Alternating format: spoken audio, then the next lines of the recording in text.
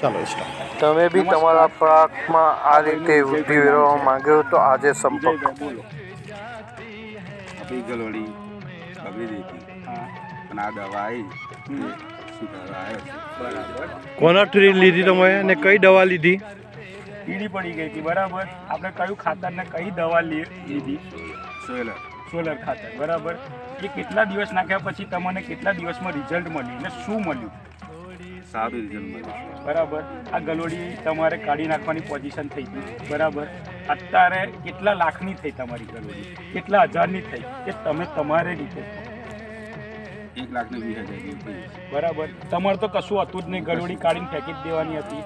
બરાબર. આ વસ્તુ નાખવાથી તમને 1,20,000નો ફાયદો થયો. તો આ અત્યારે દવા અને આ ખાતર લેવામાં શું કહેવું તમારું?